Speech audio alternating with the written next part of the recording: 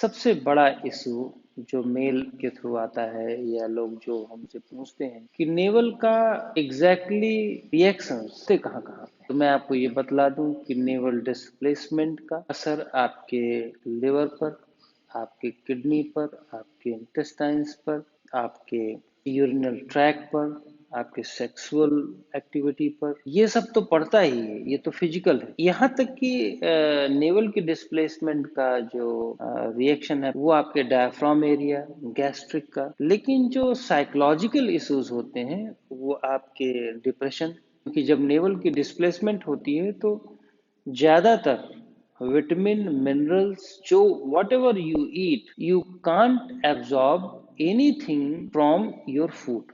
तो आप vitamin absorb नहीं कर सकते, आप मिनरल्स एब्जॉर्ब नहीं कर सकते फुली। अगर आप पानी भी पी रहे हैं तो पानी को भी एब्जॉर्ब करना मुश्किल हो। खाना खा रहे हैं तो ब्लोटेडनेस होएगी, एक्सेस एयर बनेगी, एसिडिटी बनेगी। तो इससे मेंटल फ्लक्चुएशन बहुत जबरदस्त हो जाता है। तो डिप्रेशन की फीलिंग आएगी आपको, आपको हाइपो मोड पे आप चले जाएंगे, आपको सुसाइडल थॉट्स आएंगे, आपको लगेगा कि आपकी लाइफ बेकार हो गई। ये सारी फीलिंग इसलिए आती है क्योंकि आपका फायर स्टेशन बंद पड़ा है। बंद पड़ा तो नहीं कह सकते, लेकिन बहुत कम वर्किंग मोड पर है वो। और अगर आपके घर में फायर स्टेशन मींस किचन आपका बिल्कुल बंद पड़ा है तो आप भूखे रहें। आपकी इस घर में, इस बॉडी जैसे हाउस में आपका फायर स्टेशन, आपका नेवल जिसको हम फायर स्टेशन बोलते हैं, वो बिल्कुल बंद पड़ा हो या बिल्कुल लेस वर्किंग मोड पर हो, कैसे सरवाइव कर सकते। तो आपके अंदर न तो विटामिन की आपूर्ति होगी, न तो आप जो भी खाना खाएंगे आपको उसमें से आप विटामिन एब्जॉर्ब नहीं कर सकते, मिनरल्स भी एब्जॉर्ब नहीं कर सकते। चाहे जितना आप अच्छा फूड खा लें विटामिन का, या विटामिन की टैबलेट अब भी अगर आप ले लें, ज्यादातर नेवल डिस्प्लेसमेंट के लोगों को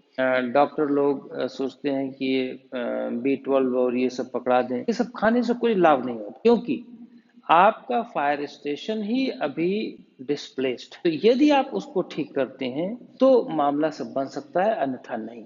एक और चीज, ये तो हम समझ लिए। एक दूसरी चीज जो हम बताने जा रहे हैं, इसका सलीयूशन कोई एक सर्व सामान्य सलीयूशन नहीं निकलता कि हम सभी को ऑनलाइन एक ही सलीयूशन दे दें। रोज हमारे पास 10 मेल आते हैं कि इसका सलीयूशन क्या है। ये इंडिविजुअल है, उस इंडिविजुअल का एक कॉन्स्टिट्यूशन है, मेंटल कॉन्स्टिट्यूशन, फिजिकल कॉन्स्टिट्यूशन, वाता पित्ता और कफा, वाता ब्रेन, वाता कफा ब्रेन, वाता बॉडी, कफा बॉडी और फायर बॉडी, कैसी किस तरह की शरीर है और किस तरह का उसका मन है, उसके आधार पर हम इस नेवल की डिस्प्लेसमेंट का इलाज करते हैं। केवल ये नहीं है कि उसका मसाज कर दो और हिला करके कोई ऑर्गन को दूसरी जगह सेट कर दो। जितने भी मसाज करने वाले या ज्यादा मसाज करके उसको प्लेस पे अपने लाते हैं, उनकी और वर्स्ट सिचुएशन हो जाती है कुछ वर्षों के बाद। क्यों? क्योंकि वो यूज्ड हो जाता है सिस्टम। और अगर एक बार सिस्टम यूज्ड हो गया अप एंड डाउन के,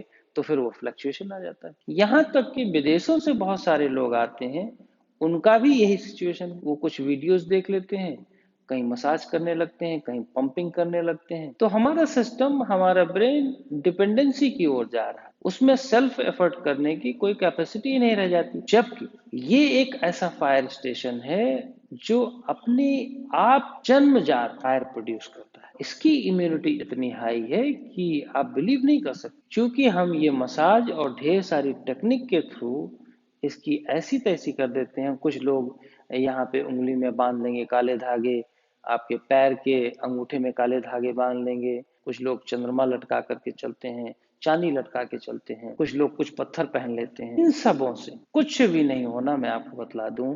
केवल एक ही सोल्यूशन है, सेल्फ एफर्ट। सेल्फ एफर्ट में भी नेवल का एक साइंटिफिक तरीका, नेवल को प्लेस करने का, वो होना चाहिए। लेकिन हम बिल्कुल जादू की छड़ी जानना चाहते हैं, जादू की छड़ी से ठीक करना चाहते हैं कि इमीडिएट कोई हाथ लगाए और ठीक हो जाए। ये कभी नहीं होता। जैसे ही वायु बनेगी एक्सेस, वैसे ही वो शिफ्ट हो जाएगी।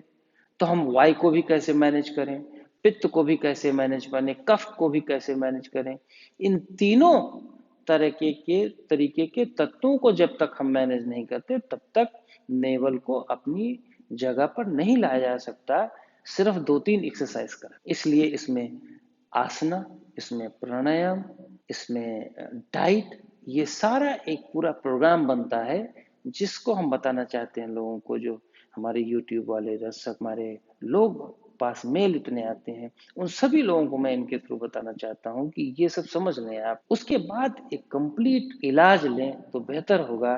तो आप एक अच्छा लाइफ व्यतीत कर सकते हैं। नहीं तो इस इंस्टेंट के चक्कर में कहीं मसाज, कहीं एयर पुलिंग, कहीं यही दुनियादारी करते रहेंगे तो लाइफ और हेल हो जाएगी, और मेंटल फ्लक्चुएशन होगा, और डिप्रेशन होगा, शरीर